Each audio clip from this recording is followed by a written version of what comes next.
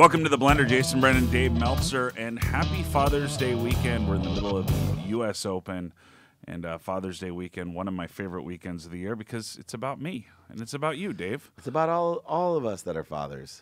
And I think it's better than your birthday, right? Like, because, Father's Day weekend, it's forced on everybody, right? They have to pay attention. You have 4 kids, right? Yeah. They have to pay attention to you this weekend. Well, I'm in a little different boat for several reasons. One, I like Father's Day better because, as you know, my birthday is all year long. It's 50 birthday parties, so I'm not starving for attention. But even moreover, the best thing that's ever happened to me on Father's Day is that my daughter, Mia, who's turning 17 on the 17th, was born on Father's Day. And so for me, Father's Day is, I got enough attention on my birthday, especially this year. This is about my daughter. And then, of course, because I take the attention to her, everybody wants to put it back on me. They almost feel bad. Like, no, it's Father's Day. And now my daughter actually pays attention to me. Plus, she wants a bigger birthday present, I'm sure. That's kind of a nice trick that you pull off. You bring up your birthday this year. 50 for 50 has been the theme of the year. Text 50 for 50, 50450 to 555-888 if you want to make a donation. You've already raised over $1 million for the Unstoppable Foundation. Yep. That was the goal at the beginning of the year. And that was a lofty goal. Now the goal is 2, 3, 5, 10. Double the amount of money we raise. Wherever it goes, real quick, because we have a lot to get to today. Let's get into the Unstoppable Foundation. What is it, and why did you choose that organization? Unstoppable Foundation, founded by Cynthia Kurthy, who on her 50th birthday asked for money instead of presents.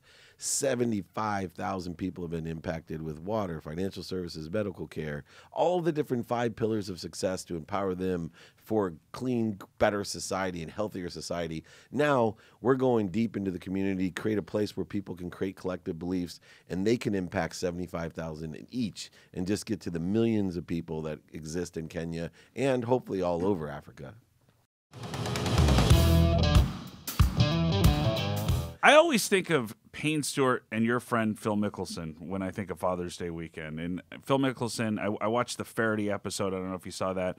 We have an affiliation with NBC Sports. That's on NBC Sports, and They do a great job there. But it was a 2-part thing, and they talked to Phil Mickelson about that first Father's Day, right? His first Father's Day. And if you know the family, his daughter was born a day after that famous U.S. Open that Payne Stewart won just before his death a couple of months later in the plane accident. But that's one of those things that I always remember when I think of Father's Day, because that was like Payne Stewart grabbed him at the end and said, hey, you're disappointed today. And it was one of Phil's 6 second-place finishes in the U.S. Open. The biggest bear on his back. But this is, that's like that moment in sports and in life where you go, hey, you mentioned your daughter was born on Father's Day. My son was born a week before Father's Day, something like that. When, not too much earlier. His birthday was a week ago. So it's one of those first moments that you have, and being in sports and all that you kind of have around that. It's got to be a special moment for you every year when this thing comes around, not just because of the fact that you have 4 kids, but because there's so much attached to this day in the business that you work in.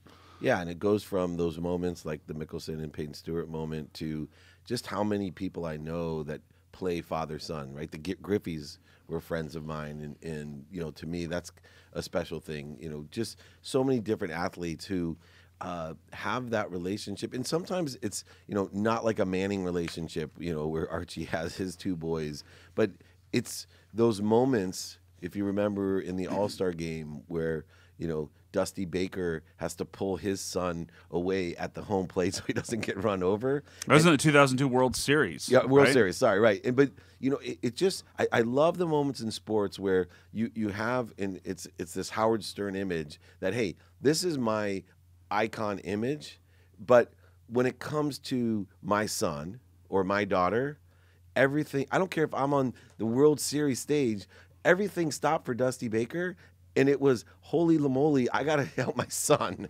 And to me, I see that all the time, every single year, and I know they brand it and portray it and amplify it, but for me, I love the fact that no matter how big you think your favorite star is, on Father's Day, all LeBron James is thinking is, I love my kids, and I really hope they appreciate and I can keep a strong bond with them. Now, you bring up a couple of things there, but sports.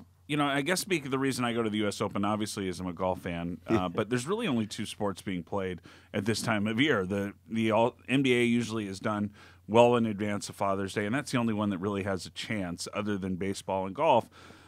And baseball is kind of that a little tennis. Father, I don't count that. I mean, sure, there's probably bowling too, and we got World and Cup. lawn darts and World all Cup, kinds man. of cool things. But baseball is the ultimate father-son game, right? Yes. I mean, you have that long period of time, 4 hours sitting around in a park watching it. It's a game without a clock. And it's one of those things that there's been a lot of good father-son combos. You bring up the Griffins. They come to mind immediately, obviously, as a Hall of Famer. And Tony Gwynn, Pete Rose. I mean, they go on and on. But,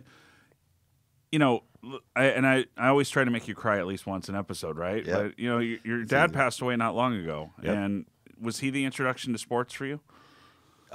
Yeah, and he died actually June 19th, so almost exactly a year ago. But yeah, my dad was a professional athlete, or so he said, right? His joke was, I'm the oldest Jewish professional athlete in the world. I said, well, there's about 3, so it wouldn't be hard. But my dad raced horses, harness horses, considered himself, because he was a professional, they call them drivers, he considered himself a professional athlete.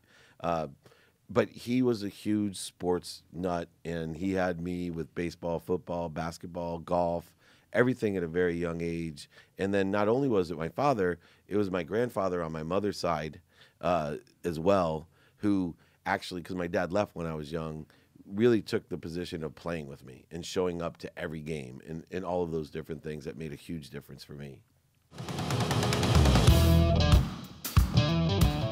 Do you think of the father-son combos in sports? You bring up the Griffins. Is that who you go to automatically? Is Mannings or the Griffins, right? Depending on sports. So obviously, I think the Griffins are at the top of their game, and nobody has surpassed Archie, Payton, and Eli. And if the other brother didn't get hurt, he probably would have been up there too. Bobby and Barry Bonds. That's another one that Great one.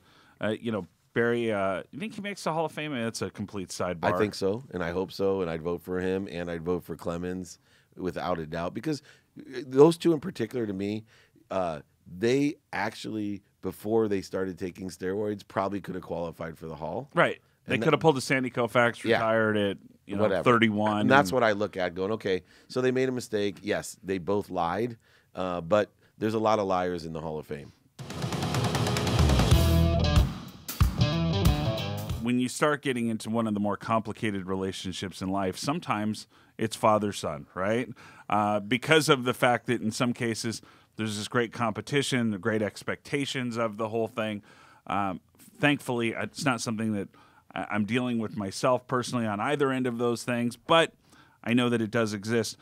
When you see guys that are at the top of their game, right, a lot of times the chip, right, is necessary. And I have to imagine if you're Michael Jordan's son, your chip is a little different than my chip, right? You have to live up to, my dad's the greatest of whatever. Now, your business partner, Warren Moon, maybe has the closest insight of that of anybody we know, right? Yeah. Where he walks around and anybody in his family knows, I got to stand up to that. How difficult is that as both the parent and as the child? It's awful. I see it so many different dynamics about this father-son relationship in sports that is difficult. The father doesn't want to put pressure on their sons. I know that's true for Warren. He didn't want to, and the sons always try up to and feel as if nobody knows what it's like to be mad. I hear this all the time from the sons of our great athletes. It's like, well, my dad, because I get the whole my dad doesn't know, and this happened even with Leigh Steinberg and his boys. Like, he doesn't know what it's like. Everybody always says, and I said, well, I can appreciate it because I went for years in my own career until I could build my own brand. I was Leigh Steinberg's CEO. I was Warren Moon's partner. I can't tell you how many things I went to that my own identity, with all that I did in my career, was simply, that's Warren's partner. People couldn't remember my name if they, depended on it. It was Warren's partner or Leigh's CEO. And so I couldn't imagine daily when your name is Joshua Moon or, all these other... Michael Jordan Jr. Michael Jordan Jr. Holy moly. But and there's so many different dynamics that you have to get over. And one, though, is motivating. I know it's not only when your dad is a great dad that there's a lot of pressure. It's just this dynamic of father-son. When your dad's a schmo, there's a chip. Like I know, like I was saying. So I think that's an easier one for people to identify, though, yes, right? Where we have more schmoes as dads. Right, than Michael Jordan. Yeah, I wanted Michael Jordan as a dad. Yeah, I could get used to that lifestyle, I would imagine, but wouldn't necessarily match in a lot of ways. But anyway, that's an easier thing for people to understand, right? Yeah. I want to prove it. I want to whatever. I don't want to be that, whatever. So, having that chip, because it takes a lot to be a professional athlete, right? Yeah. I mean, we talk about these people like, oh, it's given, right? Peyton Manning. No, you know how good some other players are that don't have a chance at getting to that level? And sure, being Archie Manning's son helped, yes, right? Of course. It helped in a lot of ways. Eyeballs were on him early. Coaches were on him early. But still, Peyton Manning's damn good, right? Yeah. And it took a lot for him to get there. It seems like it would be just as easy for a kid to go, look, I kind of have a path. Archie Manning's my dad, right? Maybe that's what happened to the third Manning. He got hurt. No, it's so difficult. Look at Magic Johnson and his son. Yeah. Right? So completely divergent from Magic. You're not an athlete at all, but his own self.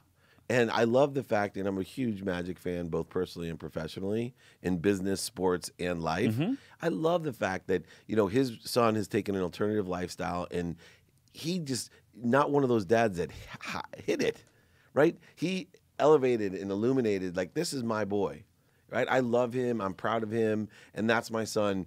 And there's a whole nother dynamic of somebody saying, God, how hard is it to be myself? And do you rebel the other way and say, I don't want to be anything like my father because I can't compete. I can't be Magic Johnson. I can't be Michael Jordan. I can't be LeBron James, whoever it is. And I will tell you, not that I'm at the level of those guys, but, being successful at what you do and the more success that you have, I don't even want to put it on my kids, right? Because I can see it with my first child going to college, that they feel like they're not good enough. And I'm like, whoa. I'm going to give you a story about my little brother because I think it's a really good analogy. My younger brother is probably the most successful of all the kids in my family. Wharton, University School of Economics in London, worked for Energizer, did the Playtex merger, president of Smart Balance. They sold for over $1 billion. This kid is amazing. But he's competing against an idea. He always thought, no matter what I do, Dave, you're always this. And I'm like, first of all, it's like when you were young, you wanted to be a better athlete than me, a better student than my brother that was summa cum laude from Harvard, a better negotiator than my sister who went to, and you built this image of everything for yourself. And I think that's what's truly challenging is you're either fighting or competing with an image of your father. And we all know, especially when you're young, our images of our fathers are far too great. For sure. They're either better or worse than we think they are. Absolutely. As everybody is, really. Right. And you're not talking about a time where you can make a comparison today and say, I think I know a little bit about, name the person, LeBron, right, Kobe, whoever, and you can go find whatever information you want to find to justify your case, right? If you want to find something that says Kobe's the greatest guy in the world, there's enough stuff out there that you can find it. If you want to find that he's not such a good guy, you'll find that as well. Yeah. But when you're talking about in our generation and generations before ours, you couldn't type somebody's name in the Google machine and say, what do you find out about them? Right. And I think that's going to change some of these things as you move forward a little bit in a way that maybe the world wasn't thinking about, right? Because there's photos of you probably in situations where you go, I don't know if I'd want my kids to see that, right? Yeah. Well, I think even writing my book and talking about the challenges that I have and the bankruptcy and all of that was much easier because of the ubiquitous information that occurs out there and that they're desensitized to everything as well. And you're just used to seeing people that look ugly sometimes and look beautiful sometimes. And I mean that not just physically, because we're human.